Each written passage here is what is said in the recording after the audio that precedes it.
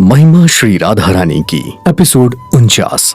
अब तक आपने देखा भगवान शिव ने अपने पुत्र कार्तिकेय से कहा तुम देवताओं के सेनापति बनो। अब आगे कार्तिकेय जी को आदेश देने के पश्चात शिव जी ने भद्रकाली की ओर पुनः घूमकर कहा देवी भद्रकाली, तुम समर भूमि में पुत्र कार्तिकेय की रक्षा करना।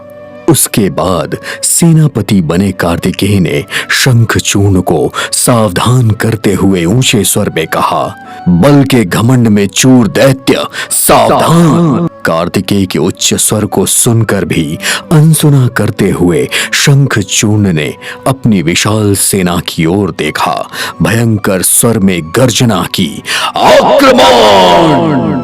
इस तरह देवताओं और दैत्यों के मध्य भयंकर युद्ध छिड़ गया। अपने प्रिय वाहन मोर पर सवार होकर कार्तिकेय जी तीव्र बाणों के प्रहार से दैत्य सेना का संहार करने लगे। संपूर्ण दैत्य सेना में हाहाकार मच गया। सभी दैत्य सैनिक घबराकर दैत्यराज शंखचूर्ण को पुकारने लगे, दैत्यराज शंखचूर्ण बचाओ, रक्षा करो, दैत्यराज बचाओ, रक्षा करो। अपने सैनिकों की करू पुकार सुनकर शंखचूर्ण ने अपने सारथी से कहा, सारथी, रथ को कार्तिकेय की ओर ले चलो, वहीं मेरी दैत्य सेना का विनाश कर रहे हैं। आदेश पाकर सारथी ने रथ को कार्तिकेय की ओर घुमा दिया। थोड़ी देर में कार्तिकेय और शंखचूर्ण एक दूसरे के सम्मुख हुए। तब कार्तिकेय जी ने शंखचूर्ण को संबोधित करते हुए कहा, दैत्यराज शंखचूर्ण, आज तुम्हारी मृत्यु मेरे हाथों निश्चित ही होगी।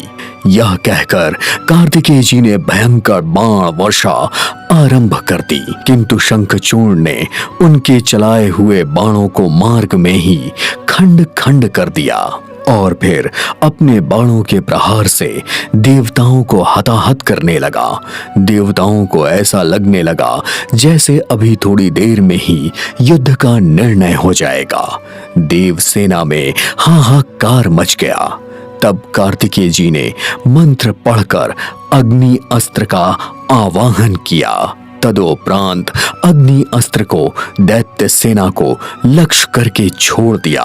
कार्तिकेय के छोड़े हुए अग्नि बाण से दैत्य सेना में हाहाकार मच गया। सेना तिरबितिर होकर इधर उधर भागने लगी। दैत्य सैनिक चित्कार करने लगे, दैत्यराज बचाओ, रक्षा करो। अपने सैनिकों को भयभीत होता हुआ देखकर शंखचूर्ण ने पर्जन्य अस्त्र छोड़कर जल वर्षा कर दी। भयंकर अग्नि क्षण मात्र में शांत हो गई, किंतु कार्तिकेय की बाण वर्षा और भी भयंकर हो गई। उसके बाद उन्होंने एक दूसरा दिव्यास्त्र प्रकट किया और धनुष पर चढ़ाते हुए शंखचूर्ण से बोले, सावधान दैत्यराज, अब तुम्हारी मृत्यु का समय निकट आ गया है, संभालो मेरे इस दिव्य अस्त्र के वेग को। यह कहकर कार्तिकेय जी ने शंखचूर्ण पर दिव्यास्त्र चला दिया। शक्ति की तरह चमकता हुआ दिव्यास्त्र दैत्यराज शंखचूर्ण के वक्षस्थल से जा टकराया और वह रथ से दूर जा गिरा और मूर्छित हो गया। रथ भी खंड खंड हो गया। यह दृश्य देखकर सभी दैत्य सैनिक भागने लगे और देवताओं के पक्ष में खुशियां मनाई जाने लगी। किंतु यह क्या, थोड़ी ही देर में शंखचूर्ण की मूर्छा दूर हो गई। वह दूसरे रथ पे जा बैठा और कार्तिकेय को संबोधित करते हुए बोला, पार्वती नंदन कार्तिकेय, सावधान। थोड़ी देर के लिए तुम्हारी छोड़ी हुई शक्ति के प्रभाव से मैं मूर्छित अवश्य हो गया था, किंतु ऐसी तुच्छ शक्तियों से मेरी मृत्यु संभव नहीं। परंतु अब मेरी महाशक्ति से स्वयं को बचा सकते हो तो बचाओ। यह कहकर शंखचूर्ण ने कार्तिकेय पर महाशक्ति का प्रहार किया। महाशक्ति के लगते ही कार्तिकेय जी अपने वाहन मोर से नीचे गिर गए और मूर्छित हो गए। तब काली जी उन्हें अपनी गोद में उठाया, शिव जी के पास ले गईं और बोली, प्रभु, दैत्यराज शंखचूर्ण ने प्राणघाती शक्ति के प्रहार से पुत्र कार्तिकेय को चेतनाहीन कर दिया है। भगवान, आप तो मृत्युंजय हैं।